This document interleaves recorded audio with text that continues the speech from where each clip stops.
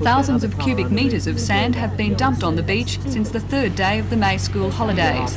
Outraged residents and disappointed tourists say the sand dredged from the bottom of Nelson Bay is an eyesore. The discoloured sand contrasts sharply with the existing beach, parts of which have been cordoned off while the work is being done. But it's the associated noise that has proved the last straw.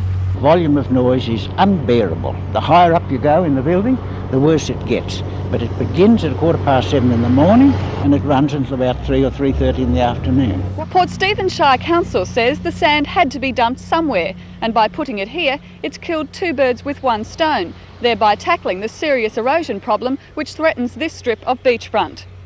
The council also says it had no choice but to start work in the holiday period.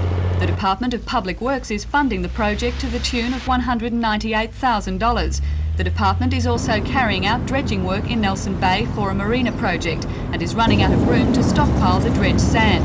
Faced with the prospect of expensive delays if the stockpiles weren't shifted, the department asked council to start work at Shoal Bay immediately.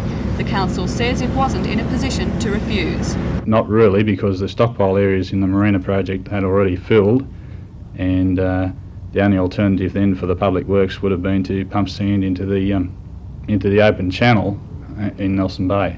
The plans for the project, which are on display tucked behind the souvenir spoons in the tourism office, gave residents until the 21st of March to complain. Now, some residents in Shoal Bay Road did so. They say at best council was evasive and at worst their complaints were ignored.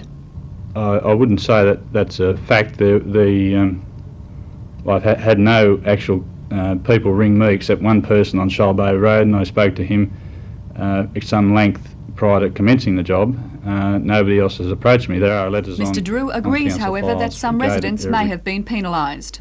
It probably isn't fair, but council's not in a position to knock back grants from the state government, particularly of the magnitude that this grant is. Tony Parks, however, remains unconvinced by the council's claims. They bulldoze complaints just like they're bulldozing that sand. There's no doubt about that. That's the general opinion in the area.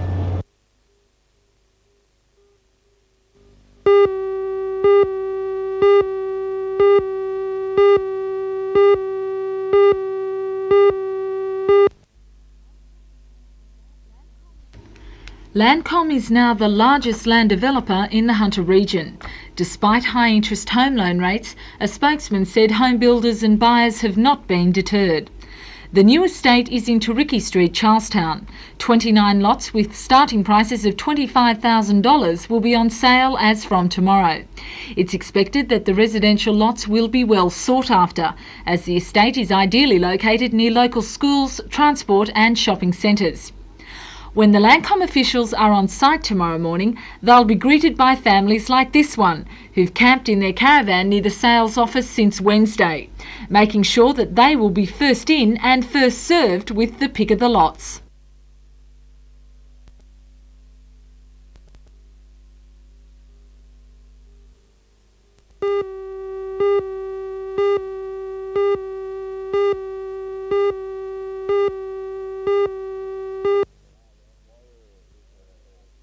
Tomorrow is for a very hard game because it's the first game in the tour, and we must win, sure. And for this, tomorrow we try in the first half to make a lot of points, and I don't know if we must play with a scrum, with the backs, because I know that New South Wales country team is a very hard team, but we must give all the ball on the ground and on the line out, and after we play very close in the first half, I think, and after, if it's possible, we won't make a running rugby in the second half. So people can expect a fast game tomorrow? Oh, it's possible a fast game, because if Australian players is very tough and very strong. Our players is fast, not very fast, but fast. And if this is the way for win the match, we play fast. If it's the way for win the match is another, we play another way. Sure, we want to win. And the test match, how are you going to be playing that? Oh, the test match. is very hard for our tour, because for me Australia now is one of the 4 high team in the world, sure, and with the very good backs that Australia all the time now have a very big scrum, very tough, and with a good jumper. Our plans for the test is a plans of a little team against a great team, and we must be very tough like Australia, and with our balls that I think is not too much, we must play whole, I think, and we must try don't give the ball to David Campisi, because it's very difficult to tackle.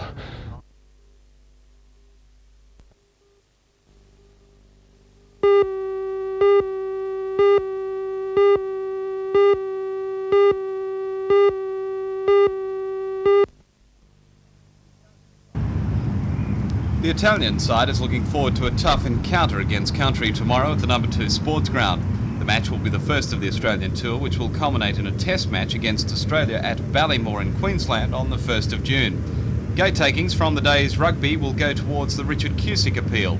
Richard, a former Hamilton rugby player, became a paraplegic in a match last season. When the Italian side heard the money was going to such a good cause, they paid for their tickets into the ground, normally free to players.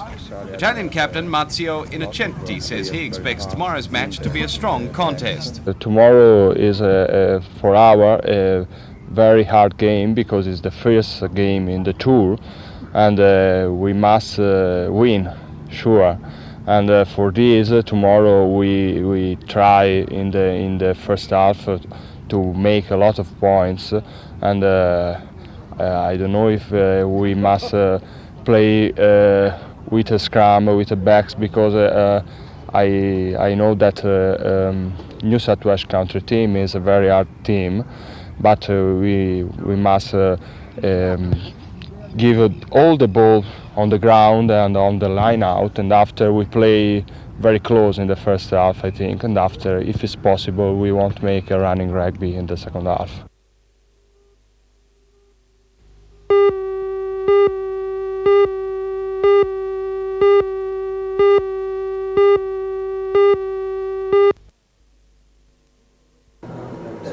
The 2-day workshop currently underway at the university is an advanced intensive computing course.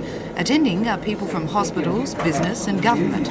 During the session, each participant is allocated the use of a microcomputer under the watchful eye of lecturer Bruce Cheek. I think it's very hard with the explosion in information that everybody has to cope with in industry to keep up to date with what's going on. One of the things that I think a lot of industry is finding, that while they can buy the product to do what they want, it's another thing completely to train their staff in how to use those products most effectively. And people are finding more and more that it's not the cost of buying the computing equipment that's the problem, it's the getting your staff to use that equipment efficiently.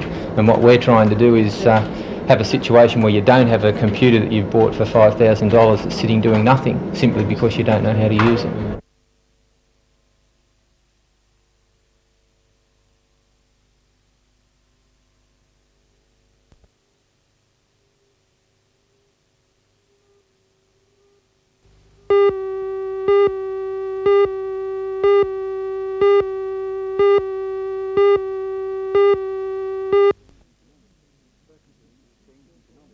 Circumstances have changed, economic circumstances have changed, so that there are now in the community quite a lot of people who've decided that perhaps they've taken a wrong turn and should correct that. In other words, they want to move out of trade-type occupations into the kind of occupations that require tertiary qualifications, and they want to do so quickly.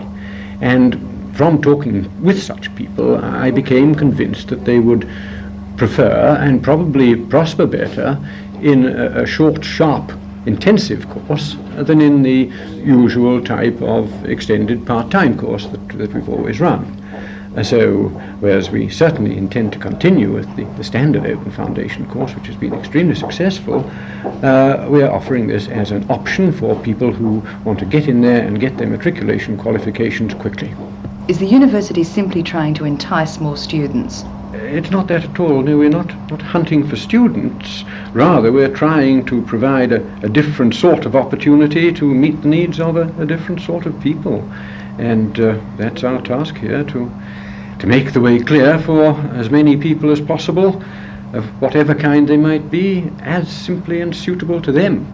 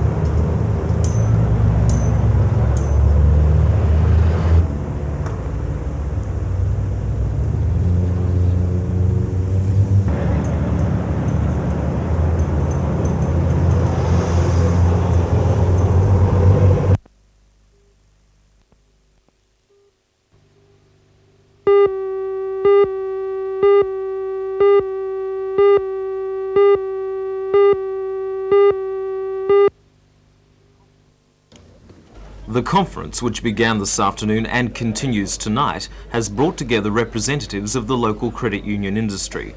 Organised by the Association of New South Wales Credit Unions, the conference will look at last year's deregulation of the industry and how it has spurred further growth.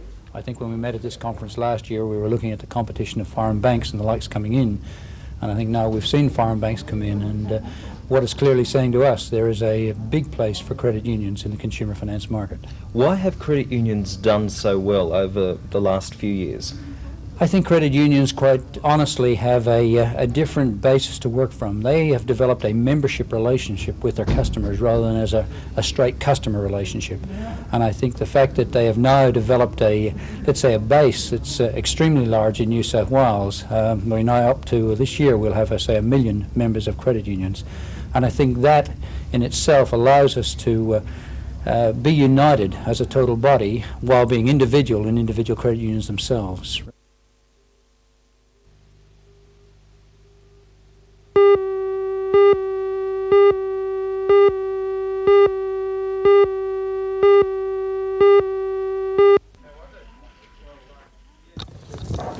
The Housing Industry Association has 250 members in the Hunter area. An estimated 10% currently use computers.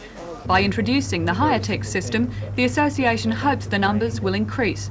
The system allows builders to do a wide range of functions, from ordering stationery to checking out the latest award rates, all through a central computer terminal in Sydney.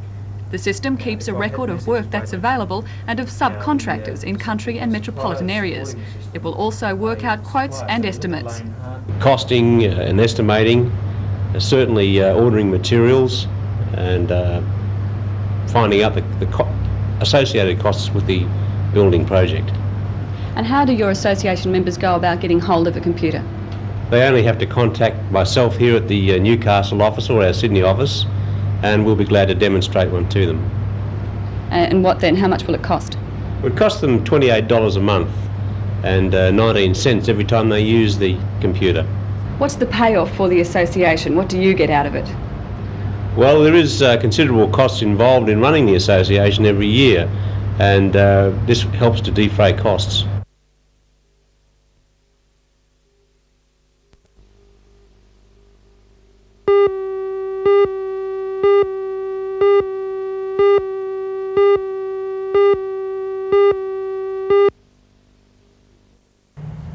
As the exhibitors were setting up in the Singleton Civic Centre today, the organisers were predicting that more than 15,000 people will attend the event over the weekend.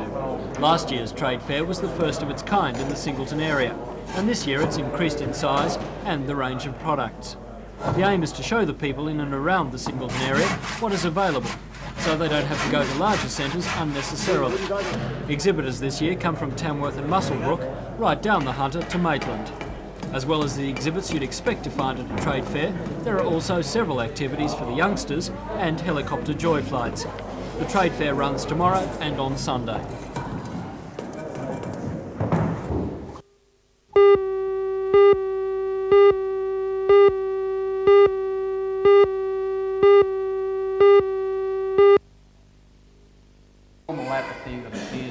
The Coe family landed in Australia in January 1980. If they had arrived before the 1st of that month, they could have applied for Australian citizenship under an amnesty agreement. Since then, the Coes have sought permanent residency through the federal court. But on February the 26th, they were handed an order for deportation. A public meeting today gave full support for the family to stay in Australia. A telex has been sent to the Prime Minister and the Minister for Immigration and Ethnic Affairs, outlining the community's concern for the Coe's future. The Department of Immigration should take another look at them as individuals and assess their case not just as a number but as a family that have integrated extremely well. For David and Mary, deportation would mean selling their new home and family business, the local Chinese takeaway. But their main concern is for 8-year-old Elaine and 2-year-old Amy. A trip back to Malaysia would mean more than just a cultural change. We worry a lot for our children, you see. They won't be able to go to any school in Malaysia, especially the English school. And she knows nothing of other language except the English language. For the Coe family and for the community of Rathmines, it's now a case of wait and see. A federal court hearing on June the 6th will decide once and for all whether the Coes can stay in Australia, bringing an end to a 6.5-year wait for permanent residency.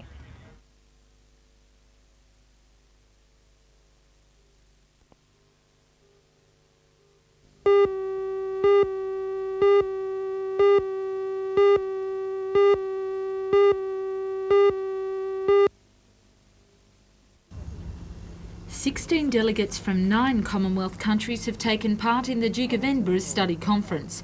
Arriving last Sunday in the Hunter region, the group has visited most of our industries. According to study leader Roger Sexton, they've discovered some interesting facts about how the Hunter region has identified and coped with industrial change over the past 10 years. Over the last 10 years, you've had a number of economic forces impinge on the area, and we found that this fourth level of organisation has sprung up to identify the forces of change and cope with it. There are organisations like the Hunter Valley Development Board, the Hunter Valley Region of Councils. The Hunter Valley Summit is a good example of a community group that was brought together to look at changes taking place. Has your research shown that that level of government has coped with industrial change? We believe that they've been very effective in a number of particular areas, for example in coping with the major projects that have developed in the Hunter Valley over the last 10 years. I think perhaps there's another stage that needs to be developed, and that is looking at the future and preparing an overall business plan for the Hunter Valley. Just how impressed has the study team been with the Hunter Valley and all that it has to offer? Very much so. I think the general feeling in the Hunter Valley is very positive.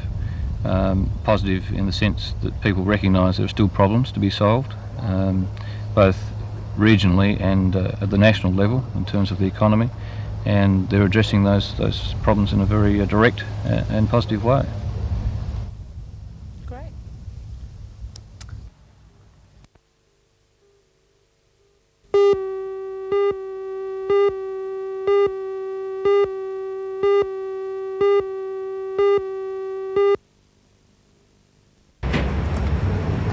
Members and friends of the Astronomical Society gathered to pay a final tribute to Halley's visit and to prepare for its return, which is estimated around the year 2061. To put it back again, a time capsule filled with photographs, news clippings and electronic odds and ends of the year 1986 now rests atop Obelisk Hill. The names appearing on the plaque represent 20 old-time stargazers and 26 young viewers. For the Grigg family, 4 generations have now seen the astronomical spectacle, and they'll be watching and waiting for another 76 years when the time capsule will be opened, marking Halley's return.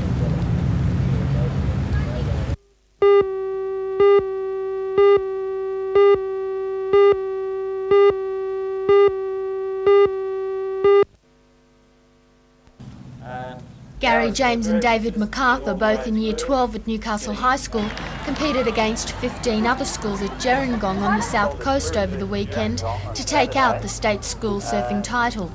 In awarding the shield which bears his name today, Mark Richards commented that these boys were the professional surfers of the future.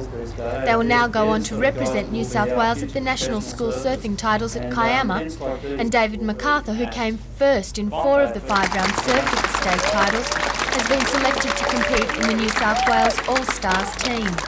Both Gary and David hope to make a future career in professional surfing, and next year will surf the testing Pro-Am circuit. Meanwhile, a new sport, korfball, was introduced to the district's physical education teachers at St Pius X High School at Adamstown. Korfball, a European game similar in many aspects to netball, was introduced to Australia 6 years ago. This is the first time, however, it has come to New South Wales. It's played on a court similar in size to a netball court, however the baskets are located about 1.5 metres inside the back line. The 2 teams consist of 4 girls and 4 boys, and the object of the game is to score more baskets than the opposing team during the 2 25-minute halves. Physical education teachers at the demonstration said that the appeal of korfball was that it was played with mixed teams and could be easily set up outdoors or indoors, and so was suitable as a wet weather sport.